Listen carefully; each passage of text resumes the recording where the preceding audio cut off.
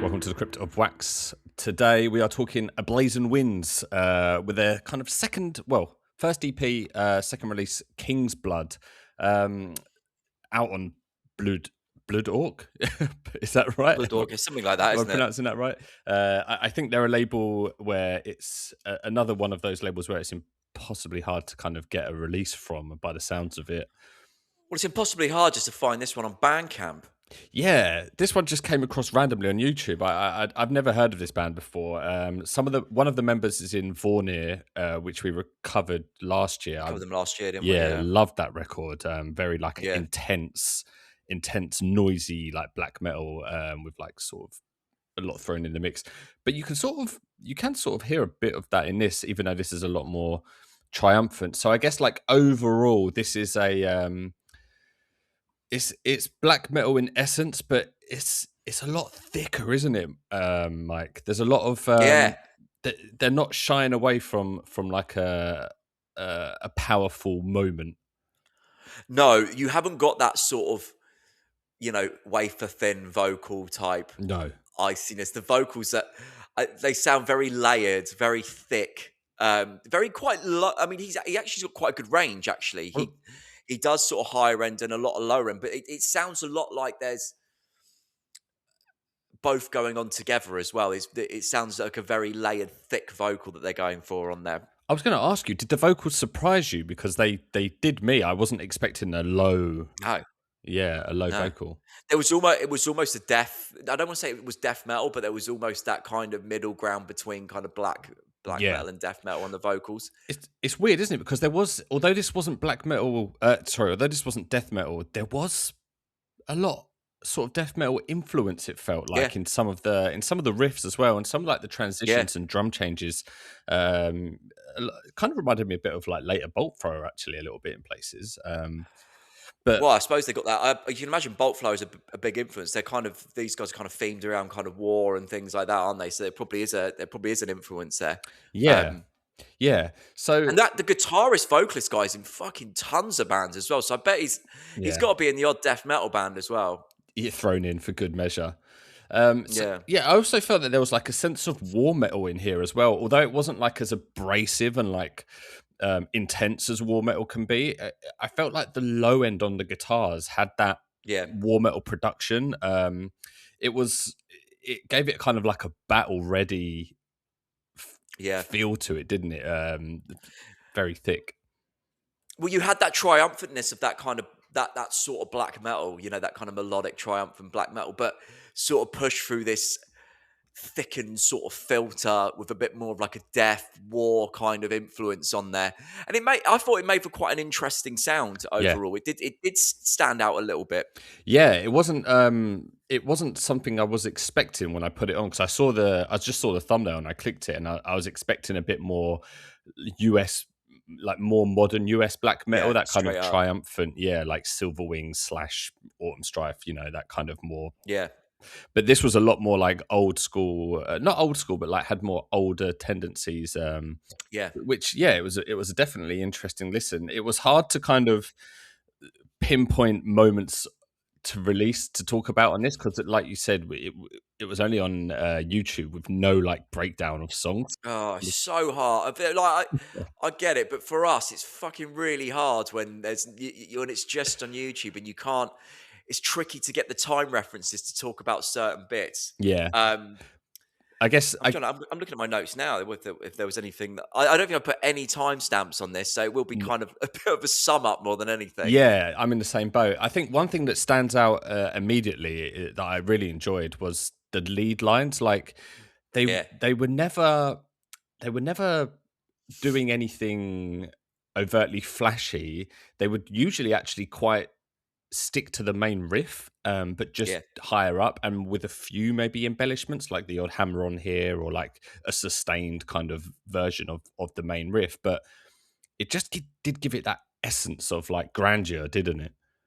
yeah. And the tone of them were nice as well. They were quite polished in a way, but Yeah, it was good. They were very well played, simple but well played. yeah, Um, I particularly like the one that they put in the interlude. They had the yeah, kind of guitar sort of atmospherics going on, quite affected. Then I did think, I wonder if this is just going to be like 30 seconds of this. And then it was still quite short anyway, but then they bring in like a really nice, sort of slick kind of lead melodic line over Yeah. the top, which I thought really elevated that section. And it stood out to me as like an interlude done well. I thought that was a really nicely placed part to do something like that in, and done very well. I'm in the exact same boat for that because it has that kind of are they like reversed almost guitars? It sounded like it Yeah. reminded me of Blackened a little bit. That it felt like I know what you reverberated mean. slash Yeah, yeah, reversed, yeah. and I thought the exact same with you. I was like, oh, is this just going to be a kind of throwaway, nothingy interlude?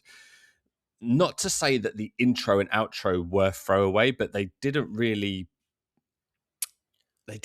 bring much in terms of like melody or memorability or adding.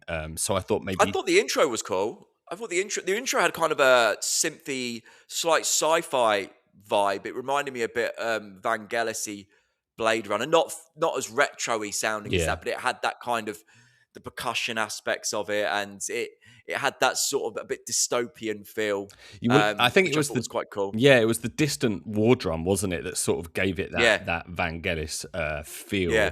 And there was like some slight discordance going on there, which was quite cool. Yeah, it was an atmosphere setter, but I wouldn't say it was But like the a outro was sort of nothing, yeah the wasn't it? It out was very short as well. yeah the outro was a Yeah. bit of an I don't think unnecessary it warranted being included as a track. It could have just chuck it on at tailed the off on end. the. Yeah. Yeah, yeah, yeah, But yeah, but then going back to that interlude track, there was a soaring lead that came in, and I was like, "Damn, this yeah, sounds really good." There was one song actually where they put in a solo. I think it's the only solo on the EP on track 3, Sanguine Horror. Um, it felt a little bit blagged, if I'm going to be completely honest. It It was didn't. quite. It was a bit chaotic, wasn't it? Yeah, it didn't. It didn't hold any weight. It was just a bit like because when it started coming in, I was like, "Oh shit, a solo! This could be quite sick." Yeah, I thought that. Yeah, And yeah, then when it finished, I was like, "Oh, that was a little bit underwhelming." But I mean, other than that, I loved the lead lines in this. I thought they were a really yeah. great accompany. They really boosted that atmosphere of like triumphant, like power, didn't they? There was that song as well. There was a nice little melodic lead line towards the end of it, and it almost did have a slight melodic death Yeah, metal feel to it. But it was a really good. It worked really well, and I really liked it. you know, For my highlight riff, even though it was quite short. there was a lot of that.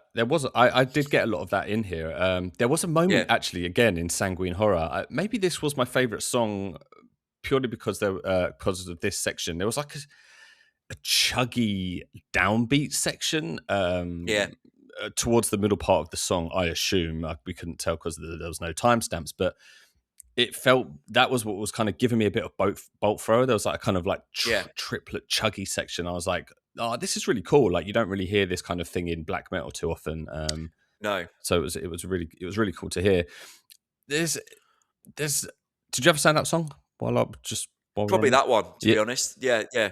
What was it called? Sanguine Horror. Sanguine Yeah, Horror. Yeah, yeah. I'm intrigued as to what is going to come with this band. I think maybe on an album with a bit more focus, this could like really be something quite special.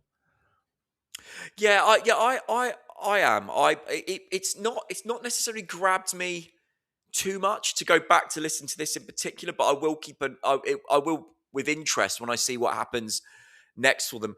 I mean, do you think this band are going to kind of carry on because the guitarist vocalist seems ridiculously busy with the amount of stuff he's doing. Million other Um, bands. yeah, yeah.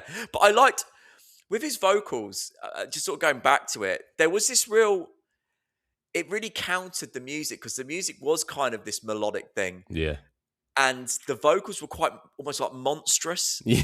sounding, if you know what I mean. Yeah. And it was, as you said, it was a surprise when you first heard them, but they didn't sound out of place with them. It was just, I think it just took you a minute to kind of adjust. Yeah. Um, and 100%. it worked with how thick everything sounded on that. Even the drums were quite big sounding, quite pounding, Yeah. quite primitive as well, but in a good way. The drums were pummeling, weren't they? It was very Yeah. they were relentless in their like onslaught, but it wasn't like overpowering with like just No. blasts and this, that, and the other. They were just there was a lot of power behind it, which was cool. I think Yeah. like power and like heaviness is the main takeaway from this, which is you don't really get like black metal doesn't tend to fall into like a heavy category, does it? It's usually more like atmospheric and evil. Whereas like this was like very heavy, but still Yeah. wrapped up nicely in a sort of like black metal triumphant package, which was it's really. I think that's maybe probably why we're reviewing this record, because there was something interesting about it, even though it's maybe not going to like be something as memorable as something else we've done.